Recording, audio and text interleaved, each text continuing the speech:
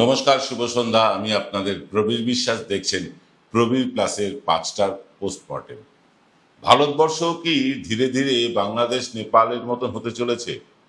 যেভাবে অরাজকতা দেখতে পাচ্ছি, এর আগে দেখেছি শ্রীলঙ্কায়, বাংলাদেশে, এবার নেপালে যেরকম অরাজকতা দেখতে পাচ্ছি, যেভাবে ছাত্র যুবরা কোনো নির্দিষ্ট আদর্শ ছাড়াই পথে নেমে রাজনীতিবিদদের তাড়া করছেন, তাদের তাড়িয়ে দিচ্ছেন দেশ থেকে, সেরকমই কি ঘটনার পুনরাবৃত্তি ঘটতে চলেছে ভারতবর্ষে?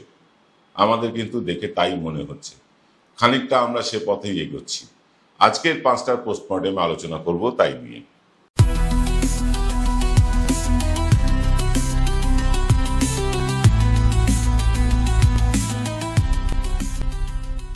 আমি প্রবীর বিশ্বাস নিয়ে এলাম 5টার পোস্টমর্টেম। দেখুন, 3টে বিজেপি শাসিত রাজ্য, উত্তরপ্রদেশ, বিহার এবং অসম, এই 3 রাজ্যেই কিন্তু ক্ষোভের আগুন বিস্ফারিত হয়েছে। রাজবংশীরা পথে নেমেছেন এবং বিজেপি বিরোধী নেতা, কংগ্রেস নেতা আর কি, গৌরব গগৈ, তাকে হেনস্থা করার জন্য হিমন্ত বিশ্ব শর্মা আসামে কম চেষ্টা করেননি। তার বিদেশি স্ত্রী পাকিস্তানের সাথে যুক্ত বা পাকিস্তানের চর বলে তিনি এসআইটি গঠন করেছেন এবং সেই এসআইটি রিপোর্টও জমা দিয়েছে। হেমন্ত বিশ্ব শর্মা বলেছিলেন গত 10 তারিখের মধ্যে, 10ই সেপ্টেম্বরের মধ্যে তিনি এই গগৈ সাহেবকে জেলে পুরবেন। কিন্তু গগৈ সাহেব সেই দিন 10 তারিখেই আসামে পৌঁছলেন এবং পৌঁছানোর পর তাকে রাজকীয় অভ্যর্থনা জানালো সেখানকার মানুষ। এই কথাগুলোর মানে কি? কেন এটা হলো? হিমন্ত বিশ্ব শর্মা যেভাবে তিনি সরকার চালাচ্ছেন, যে ভাষায় তিনি কথা বলছেন, সেটা সাধারণ মানুষের ভাষা না, সেটা সংঘীদের ভাষা।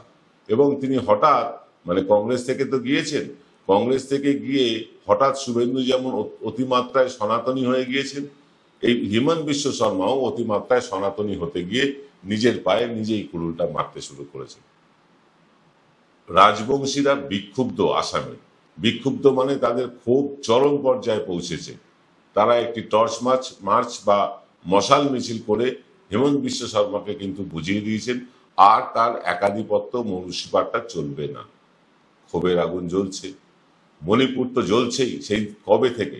সে আগুন নেভানোর চেষ্টা সরকার আজও করেনি। আসাম জ্বলতে শুরু করেছে এবং আপনাদেরকে বলে রাখি, আসাম এমন একটা রাজ্য যেখানে আগুন লাগলে তা কিন্তু দাউ দাউ করে ছড়িয়ে পড়ে গোটা উত্তর পূর্ব রাজ্যগুলোতে। প্রত্যেকটি রাজ্যে, যে 7 সিস্টার্স বলা হয়, প্রত্যেকটি রাজ্যে সেই আগুন ছড়িয়ে পড়ে। বিহার, সেখানে পুলিশ মিছিল করছে সরকারের বিরুদ্ধে। ভাবতে পারেন সরকার কতটা অমানবিক হলে তাদের কর্মচারীরাই পুলিশ হয়ে তারা সরকারের বিরুদ্ধে আন্দোলন করছেন, পথে নেমেছেন উত্তরপ্রদেশের মানুষও। এই নেপাল কি তাহলে কি পথ দেখাচ্ছে ভারতবর্ষকে? আসলে মানুষের তো ক্ষোভ প্রচুর, ক্ষোভের মানুষের শেষ নেই। বেকারদের হাতে চাকরি নেই। আজ পর্যন্ত নরেন্দ্র মোদী ক্ষমতায় আসার পর একটা বড় শিল্প ভারতবর্ষে আসেনি, একটাও বড় শিল্প আসেনি। উল্টে ভারতের যে নিজস্ব সম্পদ ছিল, সরকারি সম্পদ, সেগুলো আদানি আম্বানিদের জলের দরে বিক্রি করে দিয়েছে।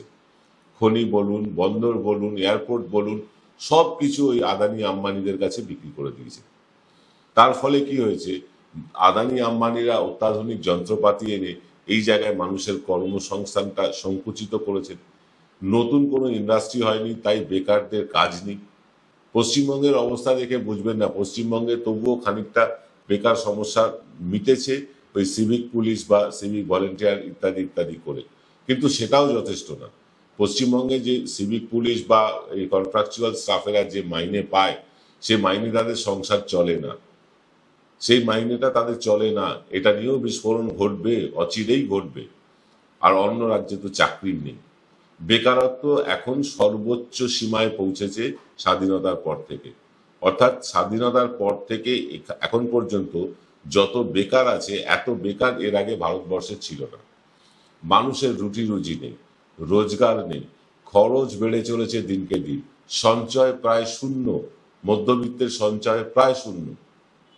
এক শ্রেণীর মানুষ ক্রমাগত বড় লোক হয়ে চলেছে, তাদের বিলাসবহুল জীবনযাপন। আর আরেক শ্রেণীর মানুষের কি অবস্থা? তারা খেতে পাচ্ছে না। বড় বড় নেতা মন্ত্রীদের, প্রত্যেকের নেতা মন্ত্রীদের ছেলে মেয়েরা কেউ বিদেশে পড়ছে, আর যারা একেবারেই পড়াশোনায় মানে সাধারণ মানের বা মূর্খ, গণ্যমূর্খ, তারা ওই নেতাগিরি করে তারা রোজগার করছে, কিন্তু রোজগার তাদের কোটি কোটি টাকা। এই হচ্ছে দেশের অবস্থা।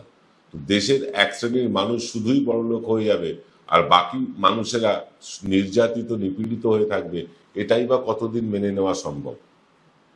ক্ষোভের আগুন কিন্তু এবার আস্তে আস্তে বিস্ফোরণ ঘটছে। আমরা উত্তরপ্রদেশে দেখলাম, বিহারে দেখলাম, অসমে দেখলাম, আর মণিপুর তো আছেই।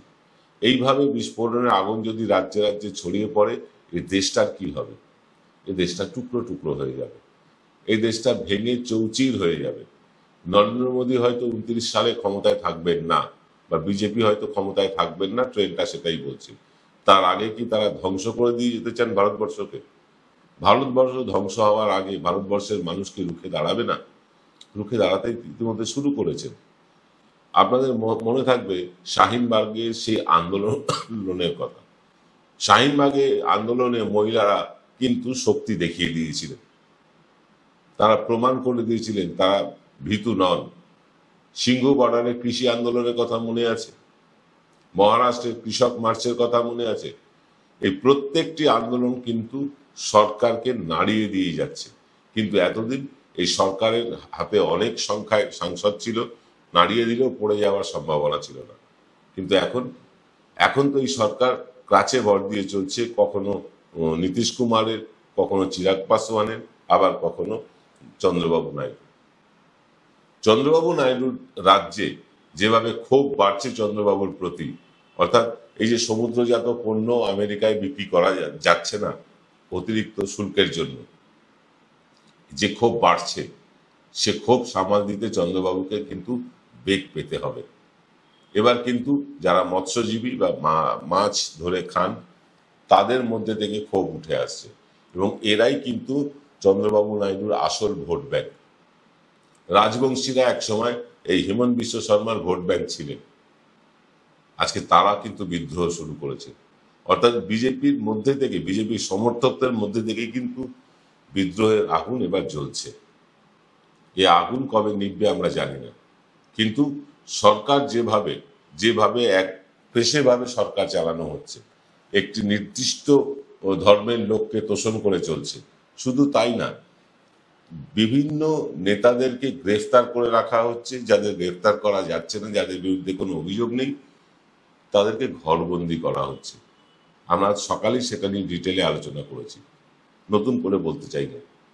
কিন্তু এই যে ভারতবর্ষের ভেতরে যে আগুন ধিকি ধিকি করে জ্বলতে শুরু করেছে, সে আগুনের ছারখার হবে না তো ভারতবর্ষ। আমরা কায় মনোবাক্যে চাই যে ভারতবর্ষে যেন এই আগুন না জ্বলে ওঠে, কিন্তু তার জন্য সরকারকে তো অ্যাক্টিভ হতে হবে, সরকারকে কর্মসংস্থানের ব্যবস্থা করতে হবে। যে বেকার যুবক যুবতীরা ফেসবুক, ইনস্টাগ্রাম রিল দেখতে ব্যস্ত, নেশায় বুঁদ হয়ে আছে, তাদের হাতে কাজ দিতে হবে।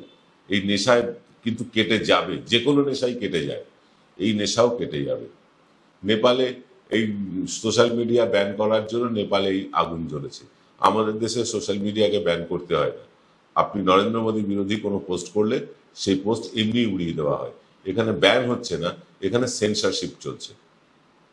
এখানে কোন পোস্ট থাকবে আর কোন পোস্ট থাকবে না, সেটা বিজেপির আইটি সেল ঠিক করে দিচ্ছে, সেই অনুযায়ী ফেসবুক, ইনস্টাগ্রাম, ইউটিউব সবাই সেইভাবে চলছে।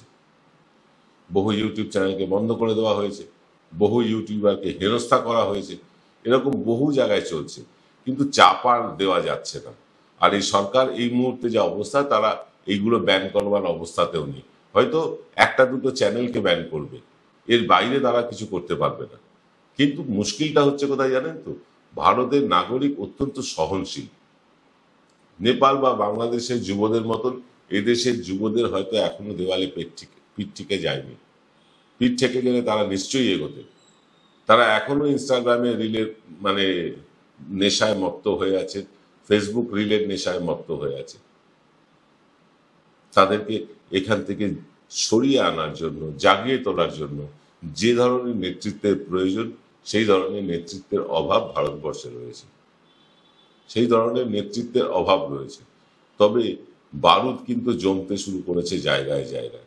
আমরা আসামে বারুদের আগুন লাগতে দেখলাম, মণিপুরে দেখেছি, আমরা দেখেছি বিহারে এবং উত্তরপ্রদেশে, এবং প্রত্যেকটি জেনে রাখুন বিজেপি শাসিত রাজ্য সরকার বা ডবল ইঞ্জিনের সরকার।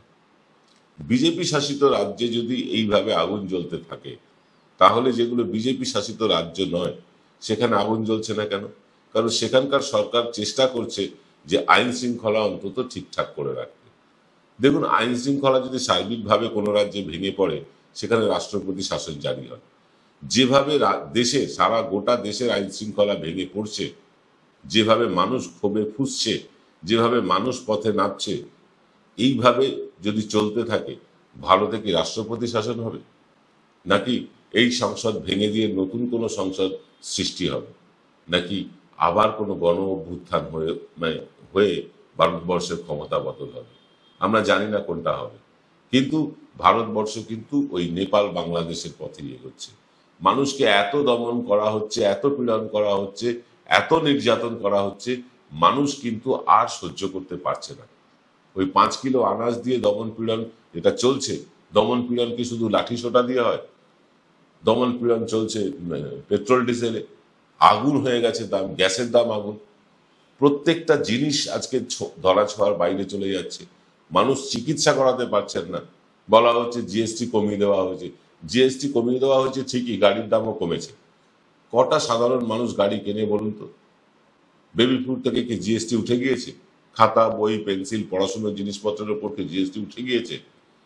যে বেসিক নিড মানুষের, সেইগুলোর উপর জিএসটি কেন? আপনি ব্যাংকে টাকা রাখবেন, তার সুদ আসবে, তার উপরেও জিএসটি দিতে হবে কেন? এত কর কেন? এই করটাও কি কম মার নয়? এই কর দিয়েই তো আমাদেরকে একেবারে কণ্ঠরোধ করে দেওয়া হয়েছে, আমাদেরকে কর্নার করে দেওয়া হয়েছে। সব ক্ষেত্রে ট্যাক্স, প্রতিটা ক্ষেত্রে ট্যাক্স। উল্টে পরিষেবা ঘন্টা, পরিষেবা পাচ্ছে কারা? ওই আদানি আম্বানি এরা, এদের লক্ষ লক্ষ টাকার কর মুকুব হয়ে যাচ্ছে। অথচ কর না, লক্ষ লক্ষ টাকার ব্যাংক লোন মুকুব হয়ে যাচ্ছে।